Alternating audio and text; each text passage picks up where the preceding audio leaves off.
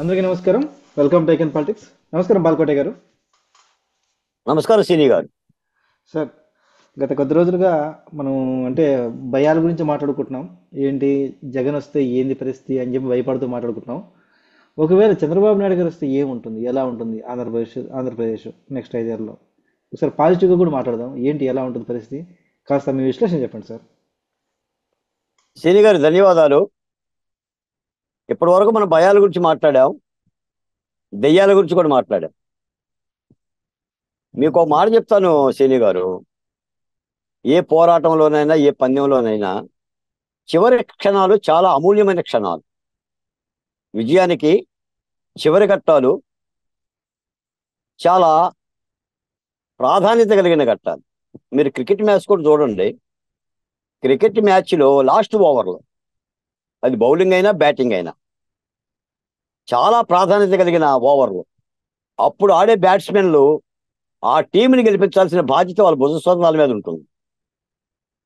అలాగనే ఎన్నికల్లో కూడా 10 రోజుల్లో ఎన్నికల ముహూర్తం ఉంది. ఈ 10 రోజులు కూటమి పార్టీకి చాలా ప్రాధాన్యత విలువ కలిగిన అంశాలుగానే భావించాలి. మహాభారత యుద్ధం 18 రోజులు జరిగిందంటారు. రామరావణ యుద్ధం 21 రోజు జరిగిందంటారు. ఈ 18వ రోజు యుద్ధం, 21వ రోజు యుద్ధం అటు రామచంద్రుడికి కానీ ఇటు పాండవులకు కానీ చాలా ముఖ్యమైన. ఆ ఎప్పుడు చేస్తున్న ఆ చివరి క్షణంలో చేస్తున్న ఆయుధాలు కానీ ఆ చివరి క్షణంలో చేస్తున్న యుద్ధ వ్యూహాలు కానీ చాలా ముఖ్యమైనవి. మీరు ఒక మాట అడిగారు, ఆంధ్రప్రదేశ్లో జగన్మోహన్ రెడ్డికి అధికారంలోకి వస్తే ఏమిటి, కూటమి పార్టీ లేదా చంద్రబాబు నాయుడు గారి అధికారంలోకి వస్తే ఏమిటి? ఇది రాష్ట్ర ప్రజలు కూడా అర్థం చేసుకోవాలి, మీ ద్వారా నా ద్వారా. Okay sir. మీరు చిన్నప్పుడు పాఠాలు మనం వింటున్నప్పుడు ప్రకృతి వికృతి అని ఒక మాట మీరు ఉంటారు. ఉమ్, అంటే వ్యతిరేక పదాలు అని అర్థం. అవును సార్. ఉదాహరణకి నిజం ప్రకృతి అయితే అబద్ధం వికృతి, సత్యం ప్రకృతి అయితే అసత్యం వికృతి, కూల్చడం. వెలుగు ప్రకృతి అయితే చీకటి వికృతి, మంచి ప్రకృతి అయితే చెడు వికృతి. అలాగనే కూటమి ప్రకృతి అయితే వైకాపా వికృతి, చంద్రబాబు నాయుడు గారి ప్రకృతి అయితే జగన్మోహన్ రెడ్డి గారి వికృతి. నేను చాలా స్పష్టంగా చెప్పదలుచుకున్నాను. ఎందుకంటే ఏ రాజకీయ పార్టీలో కూడా కొద్దిగా అసంతృప్తులు ఉంటాయి, కాస్త కూస్తూ అలజడులు ఉంటాయి. ఓ బాలకోటకి సీటు రాలేదనో, లేదా బాలకోట సామాజిక వర్గాన్ని ఎన్నికల క్షేత్రంలో వినియోగించుకోవటం లేదనో, అలాంటి చిన్ని చిన్ని బాధలు ఏమన్నా ఉన్నా కూడా ధర్మం గెలవాల్సిందే, సత్యం గెలవాల్సిందే, 5 ఏళ్ల శ్రమ విజయవంతం కావాల్సిందే. ఈ రోజున జగన్మోహన్ రెడ్డి గారి అధికారంలోకి వస్తే అమరావతి ఉండదు, చంద్రబాబు నాయుడు గారి అధికారంలోకి వస్తే అమరావతి ఉంటుంది. వైకాపా అధికారంలోకి వస్తే పోలవరం పూర్తి కాదు, కూటమి అధికారంలోకి వస్తే పోలవరం పూర్తి తీరుతుంది. తద్వారా విశాఖపట్నం ఆంధ్ర రాష్ట్ర ప్రజలకి గోదావరి జలాలు అందుతాయి, పంటలు సస్యశ్యామలం అవుతాయి, తాగునీరు దొరుకుతుంది, సాగునీరు దొరుకుతుంది. జగన్మోహన్ రెడ్డి గారి అధికారంలోకి వస్తే పరిశ్రమలు రావు, ఉన్న పరిశ్రమలు కూడా వెళ్ళిపోతాయి. చంద్రబాబు నాయుడు గారి అధికారంలో వస్తే ఉన్న పరిశ్రమలు ఉంటాయి, కాస్త కూస్త పరిశ్రమలు వచ్చే అవకాశం ఉంటుంది. జగన్మోహన్ రెడ్డి అధికారంలోకి వస్తే కృష్ణా గోదావరి ఇసుకనే కాదు, తుంగభద్ర, కావేరి, శబరి నదుల ఇసుకను కూడా ఎత్తుకుపోతాడు. చంద్రబాబు నాయుడు గారి అధికారంలోకి వస్తే ఇసుక అందుతుంది పేదలకి, భవన నిర్మాణ కార్మికులకు పనులు దొరుకుతాయి. జగన్మోహన్ రెడ్డి గారి అధికారంలోకి వస్తే మద్యం మరింత రేట్లతో, మరింత కాలేయాలని, కిడ్నీలని, ఆరోగ్యాలను దెబ్బతీసే మద్యం ప్రజలకు అందుబాటులోకి వస్తుంది. చంద్రబాబు నాయుడు గారి అధికారంలోకి వస్తే మద్యం కంట్రోల్ అవుతుంది, కాస్త ఆరోగ్యకరమైన మద్యం అన్న మందు ప్రియులకు దొరుకుతుంది. ఇలా ప్రతిదీ కూడా జగన్మోహన్ రెడ్డి గారి అధికారంలో వస్తే అరాచకాలు పెరుగుతాయి, చంద్రబాబు నాయుడు గారు వస్తే తగ్గుతాయి. జగన్మోహన్ రెడ్డి గారి అధికారంలోకి వస్తే వలసలు పెరుగుతాయి, నా బిడ్డలు ఇతర రాష్ట్రాలకు మరింతగా రెట్టింపుగా వెళ్ళిపోతారు. మీరు చూశారు కదా, రైలు బోగీలు ఏమట, లారీలు ఏమట, బస్సులు ఏమట, మూటలు కట్టుకొని కూలీలు అనంతపురంలో, రాయలసీమలో కూలీలు ఎలా వలసలు పోయారు. ఆటో ప్రమాదం కూడా జరిగి 7-8 మంది చనిపోయిన సంఘటన మనం కూడా డిబేట్ చేశాం. కూటమి అధికారంలోకి వస్తే వలసలు ఆగుతాయి. జగన్మోహన్ రెడ్డి గారి అధికారంలోకి వస్తే రాజకీయ వలసలు కూడా పెరుగుతాయండి. రాజకీయ పార్టీలలో కూడా ఆంధ్రప్రదేశ్లో ఉండరు. చలో పారిపోతారు, కొట్టేస్తాడు, దౌర్జన్యాలు పెరుగుతాయి. చంద్రబాబు నాయుడు గారి అధికారంలోకి వస్తే ప్రజాస్వామ్యం కూతురు పడుతుంది. ఇంకొక మాట కూడా చెప్తున్నా, ఒక అడుగు ముందు వేసి, జగన్మోహన్ రెడ్డి గారి అధికారంలోకి వస్తే న్యాయస్థానాల్లో తీర్పులు కూడా జగన్మోహన్ రెడ్డి గారు ఇస్తారు. న్యాయస్థానాల్లో జడ్జీల పని కూడా జగన్మోహన్ రెడ్డి గారు చేస్తారు. గ్రామాలలో స్వైర విహారం జరుగుతుంది, మూక సైన్యం. చంద్రబాబు నాయుడు గారు వస్తే కూతురు పడుతుంది. ఎందుకంటే మనం చూసాం సార్, ఈ రోజున రెండో ప్రపంచ యుద్ధంలో హిట్లరు ఒక మాట చెప్తాడు, కోడి పిల్లకి ఈకలు బీకితే ఆ కోడి పిల్ల అరుస్తూ ఉంటుంది. ఈకల మొత్తం బీకిన తర్వాత ఆ కోడి పిల్లకి 4 గింజలేస్తాడు. మళ్ళీ ఆ కోడి పిల్ల హిట్లర్ చుట్టూనే తిరుగుతూ ఉంటుంది. జగన్మోహన్ రెడ్డి గారి పరిపాలనా విధానం హిట్లర్కి సంబంధించిన ఇదే పనితరం. అంటే రాష్ట్రాన్ని కుదేరు చేసి, అమరావతిని నాశనం చేసి, అసలు రాజధాని లేకుండా చేసి, పోలవరం 72% పూర్తయిన పోలవరంలో ఒక్క తట్ట సిమెంట్ కూడా వెయ్యకుండా ప్రత్యేక హోదాని అసలు సంకనాకిచ్చి ఎగ్గొట్టి అమర్ రాజా లాంటి పరిశ్రమలను తరిమేసి, సార్ నేను ఒక మాట చెప్తా, 2 అంశాలు చెప్తా.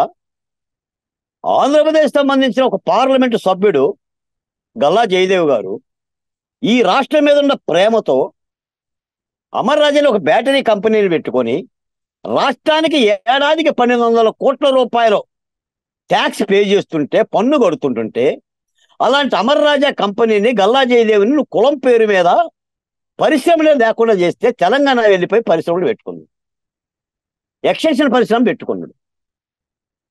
మీ పార్లమెంట్ ఎంపీ రఘురామకృష్ణరాజు గారిని 5 ఏళ్ల పాటు నరసాపురం రాకుండానే చేశావు ఓ ప్రజాస్వామిక రాష్ట్రంలో. ఈ 2 ఉదాహరణలు చాలుగా సార్.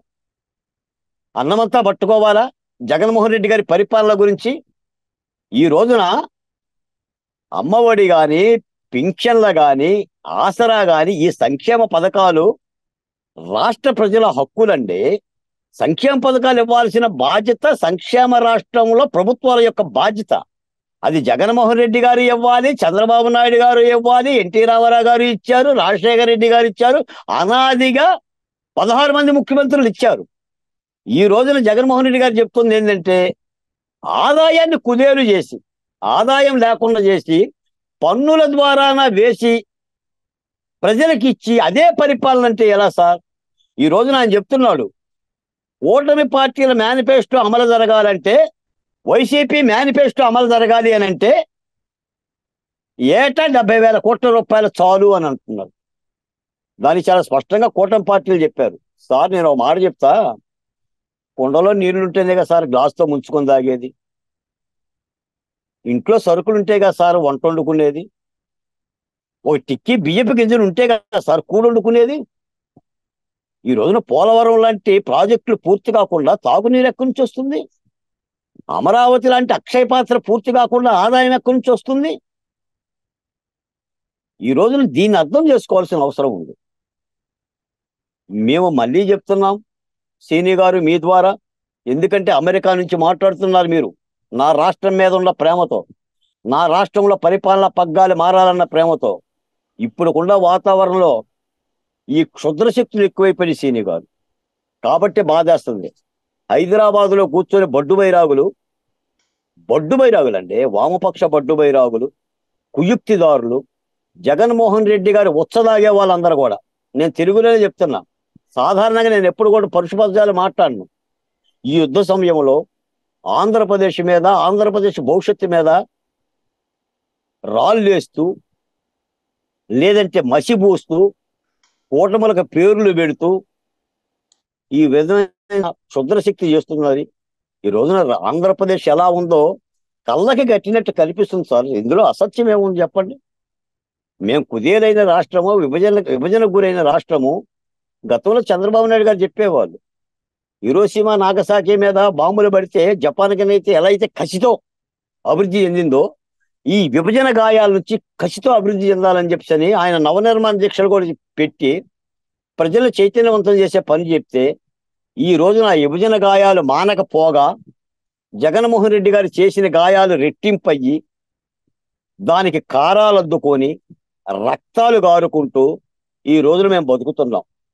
చెప్పమనండి, ఒక ఉపాధి అవకాశాలు కానీ, ఒక డిఎస్సి కానీ, ఇదిగో ఆంధ్ర రాష్ట్రానికి ఆదాయ వనరు ఇది అని చెప్పమనండి. ఈ రోజున తెలంగాణ రాష్ట్రం ఉందంటే భాగ్యనగర్ ఆదాయం ఏడాదికి 1,00,000 కోట్ల రూపాయలు. సీని గారు, ఏడాదికి 1,00,000 కోట్ల రూపాయలు. ఆ ఆదాయంతోనే కేసీఆర్ గారు వెర్రవీగుతున్నాడు. ఆయన కాళేశ్వరం కట్టినా, కాలు జారి హాస్పిటల్లో పడ్డా కూడా అదే ఆదాయం తెలంగాణకి. ఆంధ్రప్రదేశ్కి ఆదాయం ఏది? ఎక్కడి నుంచి వస్తుంది ఆదాయం? ఏ పరిశ్రమలు వచ్చినాయి? ఏం పెట్టారు? ఎంత దుర్మార్గం అంటే కోవిడ్లో కూడా 3 గుడ్ల పెరుగులు ఇచ్చుకున్నాం సార్. ఇంకా మేమేం చేయాలి? ఆయనే చెప్పాడు ముఖ్యమంత్రి, పారాసెటమాల్ టాబ్లెట్ వేసుకొని బ్లీచింగ్ కట్టుకుంటానని ఒక ముఖ్యమంత్రి స్థాయిలో. ఈ రోజున భావోద్వేగాలను రెచ్చగొట్టి, కులాలను రెచ్చగొట్టి, నేను చూస్తున్న వైసీపీ వాళ్ళ యొక్క సోషల్ మీడియాలో అడ్వర్టైజ్మెంట్, డబ్బులుండయి అని చెప్పేసి విపరీతమైన దాడి చేస్తూ చిత్ర విచిత్రంగా ఈ యుద్ధం జరుగుతుంది. నేను ఒక మాటే చెప్తున్నాను సీని గారు, ఈ యుద్ధంలో కూటమి పార్టీలు గెలిస్తే అది ప్రజా విజయం. 5 ఏళ్లుగా మేము పోరాడిన వైకాపా పార్టీ మీద, ప్రభుత్వ పరిపాలన మీద ఎగసి కెరటాల్లాగా పోరాడిన ప్రజల యొక్క ఫలితం. కూటమి పార్టీలు ఓడిపోతే అది కూటమి పార్టీల యొక్క ఐక్యతకి, వారి యొక్క అచేతనమైన యుద్ధానికే ఫలితం అవుతుంది. ఎందుకంటే మొత్తంగా ప్రభుత్వ వ్యతిరేక ఓటు కానీ, ప్రభుత్వ పరిపాలన వ్యతిరేకంగా ప్రజలు మొత్తంగా మూకుమ్మడిగా ప్రభుత్వం మీద కసి తీర్చుకోవడానికి సిద్ధంగా ఉన్నారు. ఆ కసిని ఓట్ల రూపంలో మార్చుకోవాల్సిన బాధ్యత కూటమి పార్టీల మీద, అందులో ముఖ్యంగా చంద్రబాబు నాయుడు గారి మీదే ఉంది. ఈ యుద్ధ సారథి చంద్రబాబు నాయుడు గారు ఎవరన్నీ చెప్పినా, ఈ యుద్ధంలో ప్రధానమైన సైన్యాధ్యక్షుడు చంద్రబాబు నాయుడు గారే, మరొకరు కాదు.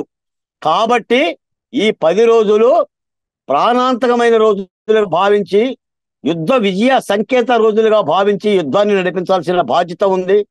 తప్పనిసరిగా ఈ యొక్క ప్రతిపక్ష పార్టీలు, తెలుగుదేశం పార్టీ చేస్తున్న యుద్ధంలో అది లోకేష్ గారైనా, చంద్రబాబు నాయుడు గారైనా ఆ వేదికల మీద బహుజన కులాలు కనిపించాలి, భీమసేనులు కనిపించాలి. పాండవుల 5గురు, కుంతీదేవే సగం అన్నం 4గురు పెట్టి సగం అన్నం భీమసేనుడికి పెడుతుంది. ఈ యుద్ధంలో ఆంధ్రప్రదేశ్లో ఉన్న దళిత బహుజన కులాలు, ముఖ్యంగా ఎస్సీ ఎస్టీ మైనార్టీలు మేము భీమసేనులం.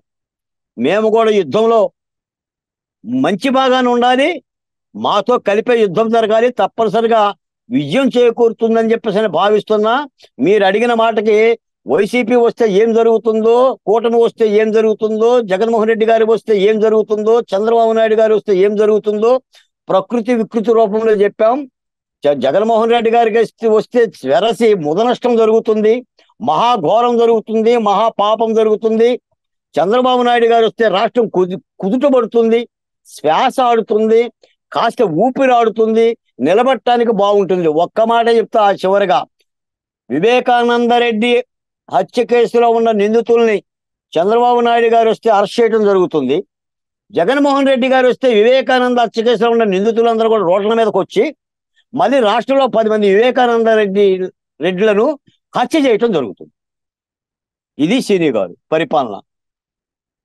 ధన్యవాదాలు సార్. మీరు ప్రకృతి వికృతి గురించి, తర్వాత మంచికి చెడు గురించి చాలా బాగా వివరించారు. అలాగే హైదరాబాద్లో కూర్చొని జరుగుతున్న ఘోరాలు, అంటే అక్కడి నుంచి ఏపీ మీద బురద తల్లి కార్యక్రమాలు, ఏపీలో జగన్ రావాలని కోరుకునే వాళ్ళ దుర్మార్గాలను బాగా వివరించారు. చూద్దాం సార్, ఖచ్చితంగా మీరు చెప్పినట్టు సారథ్యం చంద్రబాబు నాయుడు గారు సారథ్యం వహించి పాండవులందరూ ఐక్యంగా పోరాడాలన్నట్టు అన్ని కులాలని కలుపుకుని, అన్ని మతాలని కలుపుకునేసి, అన్ని కూటమిలో ఉన్న అన్ని పార్టీలను కలుపుకునేసి మంచి విజయం సాధించాలని కోరుకున్నామని. ధన్యవాదాలు సార్.